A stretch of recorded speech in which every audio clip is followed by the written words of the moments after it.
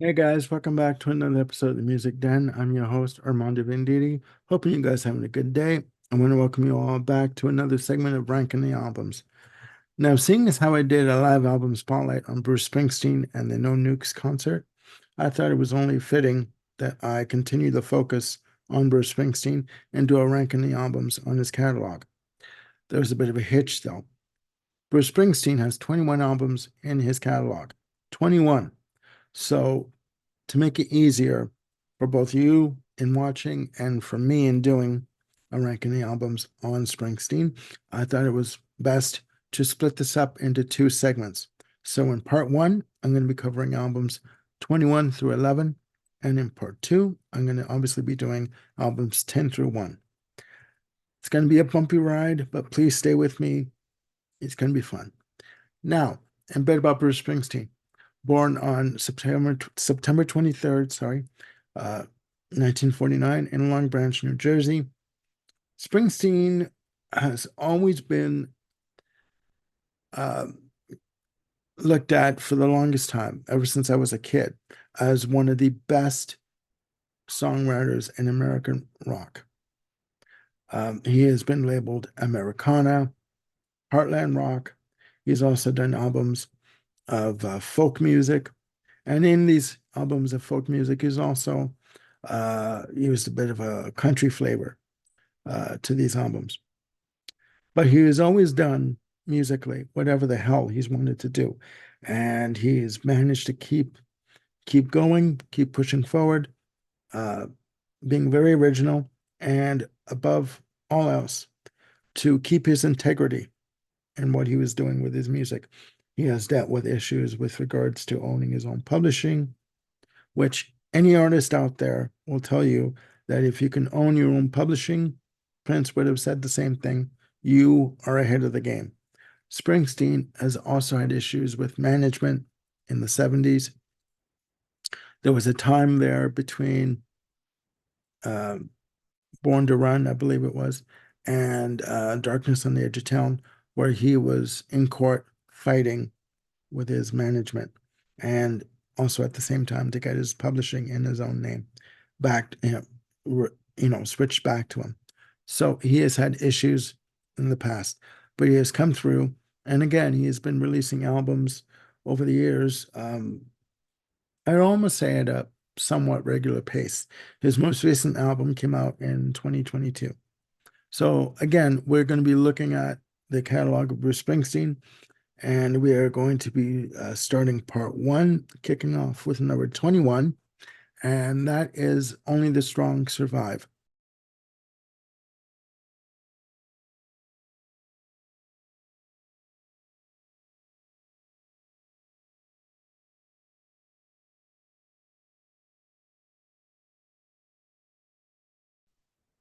Only the Strong Survive was released on November 11th, 2022. It is a covers album of R&B and soul tracks. I have recently read that this is a volume one. He is coming out with Only the Strong Survive volume two. I don't know if I do believe that it's ready to be released, but it'll be coming out sometime soon. Um, in listening to this album,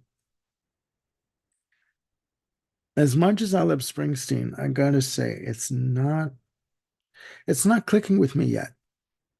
It's not. Maybe I need to listen to a more obvious, could be, or obviously at 74, as you age, your voice is not going to be the same. Your voice at 74, I should say, sorry, is not going to be the same when you're 34 or even 50. So there's that.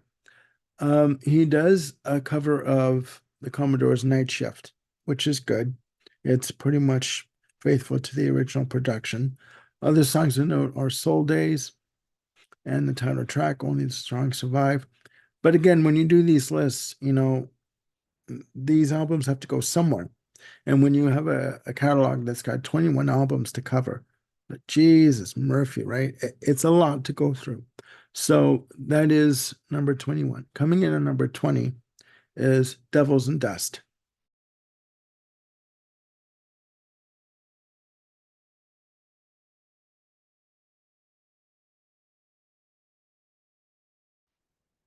Devils and Dust, sorry, was released on April 26, 2005. Um, it is a good album. It's basically a folk-oriented acoustic album. Most of the tracks are acoustic bass, and I do believe it's mostly Springsteen doing the instrumentation. That's another thing about Bruce Springsteen. He is a multi-instrumentalist. He can play drums, bass, guitar, glockenspiel, keyboards, piano. He is a one-man band. He could do all of this on his own if he really wanted to. Songs of note are the title track. Um, All the Way Home is another one. Reno really got me. Reno is a track where it's about a guy who went to Las Vegas and he met up with this prostitute, and she basically took him for a ride. And it's his adventures, right? His experiences. It is quite in your face with some of the lyrics that that I've heard. Other songs I know are a long time coming. Black Cowboys. Leah is a good track too, very short, 3 minutes and change. And Silver Palomino is another good one. Coming in at number 19 is Greetings from Asbury Park, New Jersey.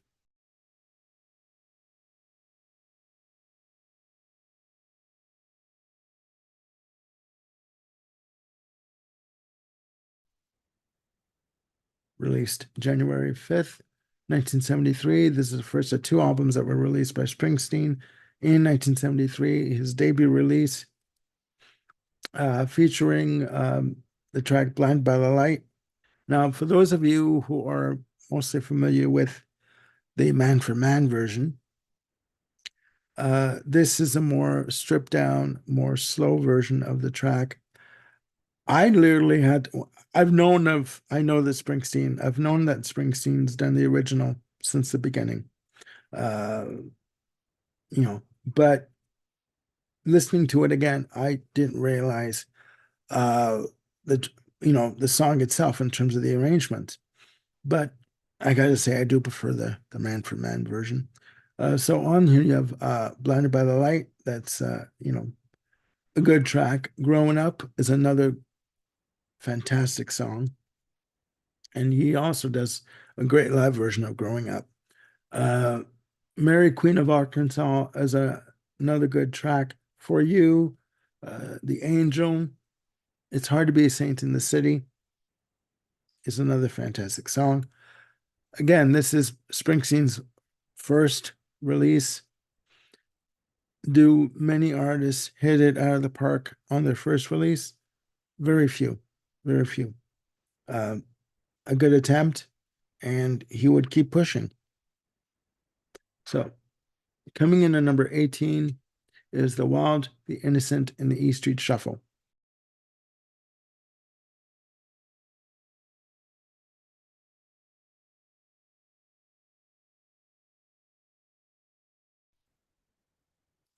Released on November 5th, 1973. This album is noted for the track Rosalita, Come On Out. To me, this is where Springsteen is experimenting a little bit, because on side three, there are 7 tracks now, 4 on side 1, 3 on side 3. On side 3, the tracks are more lengthy in terms of like 7 minutes, 9 minutes. Um, others, songs of note are, the E Street Shuffle, 4th of July, Asbury Park, Rosalita, obviously, concert favorite for years to come, and Incident on 57th Street. To me, he was still figuring it out, right? There are bands or artists that they take, 1 or 2 albums or even 3 albums to sort of figure out their style, their message in terms of what they want to say, and their kind of musical direction. And they sort of stay in that lane for a few albums. Springsteen, it took a couple of albums to sort of figure out what he was doing. He always knew what he was doing. Okay, he knew that he wanted to write songs. He knew he wanted to have songs that had impact and that meant something. And they do. They do. Um, but to me, it was a bit of a slow start with these first two albums. So that's number 18. Coming in at number 17 is Letter to You,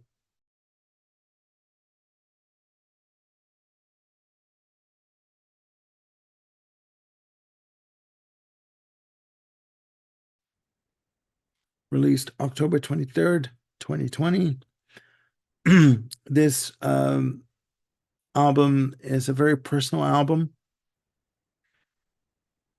Even from the as you saw the album artwork, that shot was taken in 2018, apparently, when he was doing his concerts on Broadway. This album is a fantastic album. He said that with this album, the band were in the studio all at once, playing together, getting the feel for one another, you know, in terms of the songs. Really a lot of live energy in the room. The songs on this album are basically, to me, are about someone who is looking back on his life, okay, and reflecting on what's happened. And again, has he learned from anything? Has he learned his lesson? Has he done all that he could do in his life? And is there more to discover in life? Songs in there are 1 Minute You're Here, that starts off the album. The title track is really powerful. Burning Train, um, which is good. Uh, Janie Needs a Shooter, which is a track that I do believe goes back to 1973. Okay, this is what I'm talking about being prolific. Um, and other songs to note are Power of Prayer. Okay, not getting too preachy. It's not uh, a Bible thumping song by any stretch of the imagination, but it is a good track. And in terms of Genie Needs a Shooter, you know how I said that he uh, is a prolific songwriter. Some of the songs, as I said, date back to 1973. So, he was one, that if he started to write a track and he didn't feel that he could finish it, he would just put it down and go on to something else.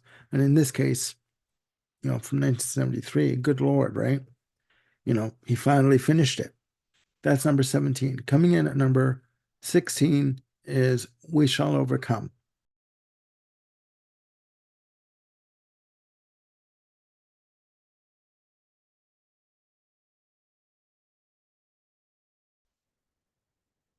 We Shall Overcome, the Seeger Sessions, was released on April 25th, 2006. This album is a covers album of folk songwriter and activist Pete Seeger. I just recently got this album, and I've got the deluxe, I guess you call it the deluxe version with the DVD that has a documentary on the making of the album. It is a good album. It's more of a grassroots album in terms of the instrumentation, live band instrumentation. Songs of note are Old Dan Tucker, Jesse James, Mrs. McGrath. I should say Old Dan Tucker starts off the album. Mrs. McGrath, again, is another good track. Oh, Mary, Don't You Weep, and John Henry.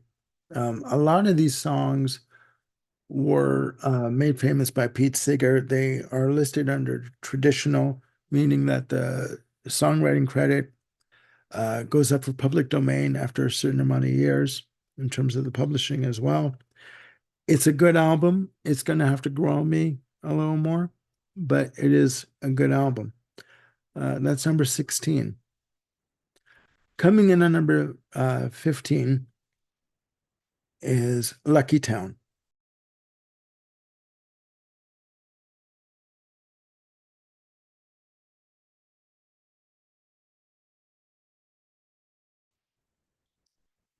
Lucky Town was released on March 31st, 1992. At this point, Springsteen released two albums, Lucky Town and Human Touch. What happened was, I'll give you a bit of the background. Springsteen at this point had disbanded the Street Band, I think it was around 1989, and he started to write songs for an album that was going to become Human Touch. He wrote 10 songs. He had an 11th track that he didn't finish yet for the Human Touch sessions. He finished the track, but he didn't feel that it fit on Human Touch. So he ended up writing 9 more tracks on, that would become Lucky Town. So in Human Touch, you have 14 tracks. If I said 10, I apologize. And on Lucky Town, you have 10. Now, to go from one track that was going to be an addition to one album to writing 9 more to make up another album altogether and to release both albums on the same day, that is quite the feat. So getting back to Lucky Town, released on March 31st, 1992. I bought these two albums when they came out. I was partial more to Human Touch than Lucky Town, but Lucky Town is a fantastic album. It's more stripped down than Human Touch is. Songs of note on Lucky Town are Better Days, which starts off the album, and he would start his concerts around this time with Better Days. I saw Springsteen in November of 1992 at the Sky Dome for this tour, or for these, the 2-album tour, the Human Touch Lucky Town tour. Other songs of note on Lucky Town are the title track, Local Hero, If I Should Fall Behind, which is another track that was written back in the 70s that, he decided to finish off and record. Leap of Faith, sorry, is another good track. And Living Proof is another good song from the album. Better Days and Local Hero, basically the two ones that people know of. And I do believe that Living Proof was released as a single as well. So that's number 15. Coming in at number 14 is, you guessed it, Human Touch.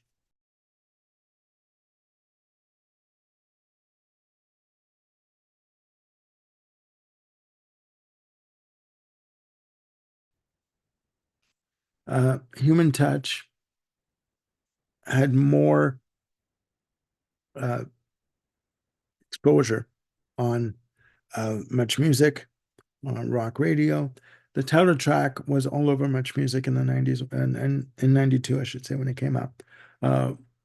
What happened with Human Touch, the origins of Human Touch, he had disbanded again the E Street Band. Only Roy Bittan, piano player and keyboard player, remained with Springsteen. The rest were dispersed. So Roy Bittan had 3 tracks ready to go that he wanted to give Springsteen. And one of them, I do believe it was Roll of the Dice, Springsteen liked, and he kept, and he added lyrics to it. He also added lyrics to 2 other songs. One of them was called A Real World, that was written by Roy Bittan, that made the album. Other songs of note on Human Touch, again, is the title track, fantastic track. 57 Channels and Nothing On is my least favorite track on the album. It was released as a single. Again, Soul Driver, another track from the album. Cross My Heart.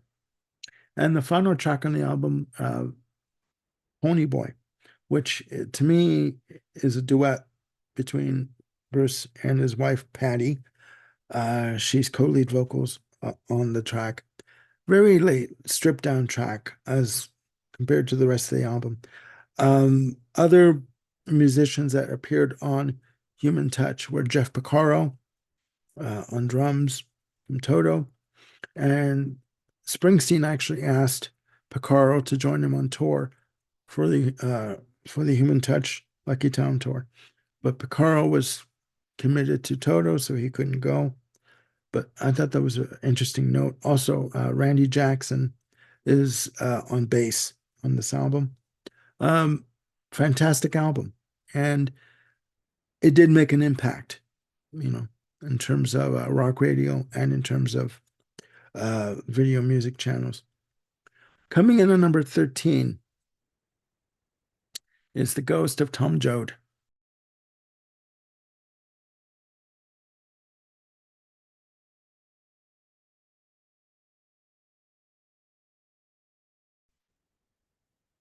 released November 23rd or 21st, sorry, 1995.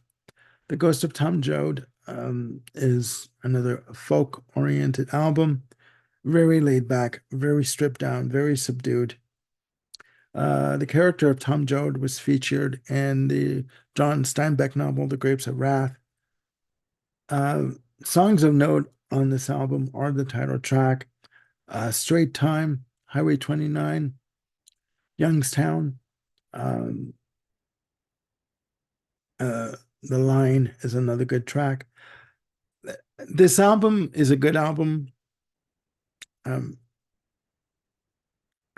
I do need to be in the mood to listen to it. I mean, musically, it's fantastic, but it is very laid back. It is very subdued. And it's basically, to me, the main character in the album is basically questioning his life and his society around him. And can we all do better? Right? Again, a good album, but I really do need to be in the mood to listen to it, you know? So that's number 13. Coming in at number 12 is Western Stars.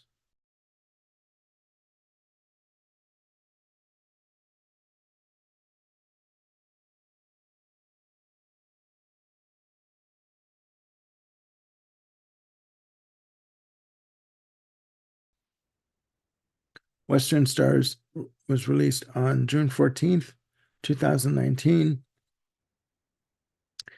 This is basically a country tinged album.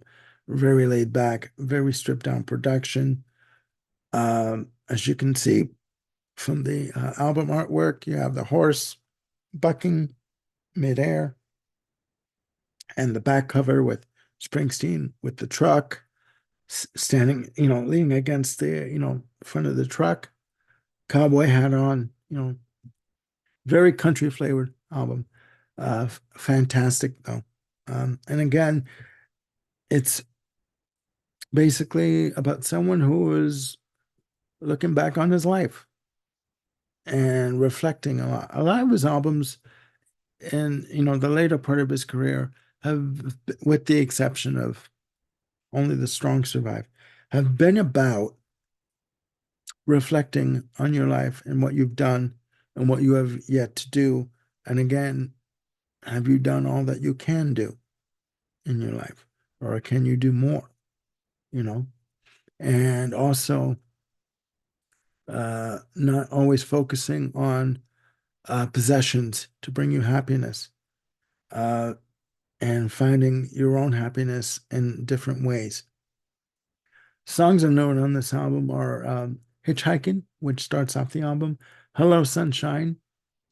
The title track, Western Stars, is a really good song. Um, Tucson Train, and The Wayfarer. And there is a documentary on this album. And he also released a different version of the album, calling it the soundtrack to the documentary. It is a good album. Again, it's an album of reflection, of introspection, and it works on a lot of different levels. That's number 12. Closing off part one, coming in at number 11 is The Rising.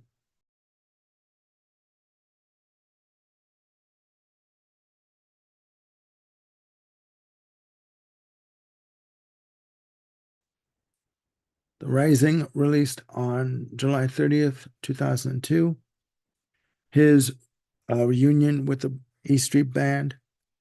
This album, before it came out, the hype that was behind this album before its release was massive. Okay. Springsteen was back, you know, with the E Street Band, capturing the days of the river, people were saying, of uh, Born in USA, of Darkness on the Edge of Town. I would say that this album is more towards Darkness on the Edge of Town and the river than Born in the USA.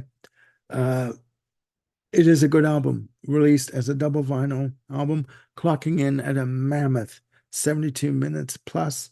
I do believe that's one of the longest albums that Springsteen has released in terms of playing length, playing time.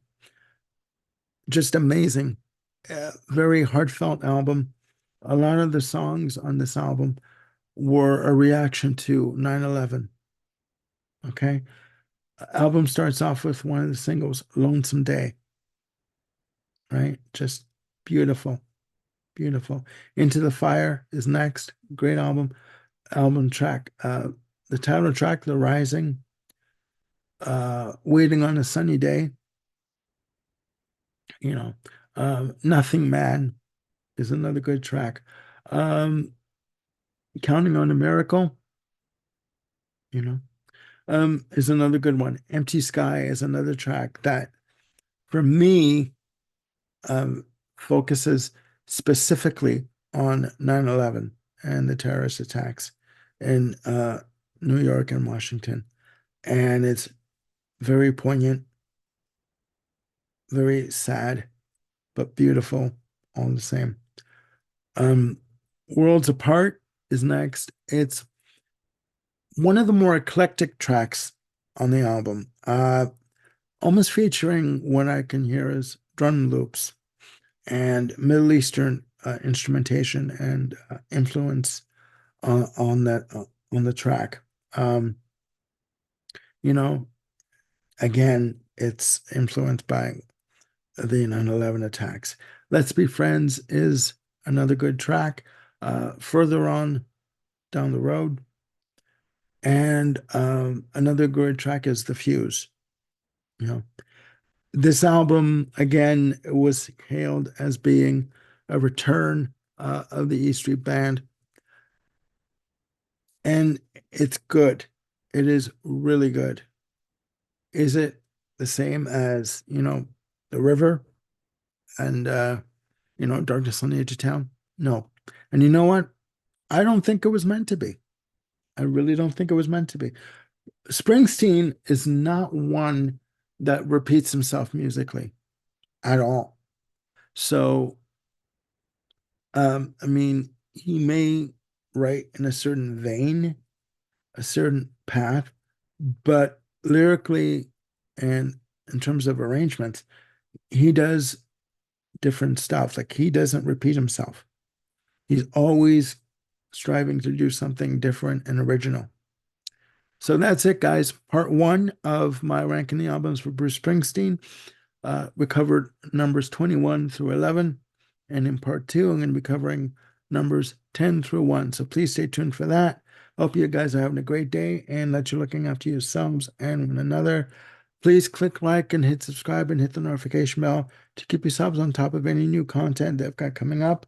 In terms of other shows, I'm doing more episodes with Bill Schuster.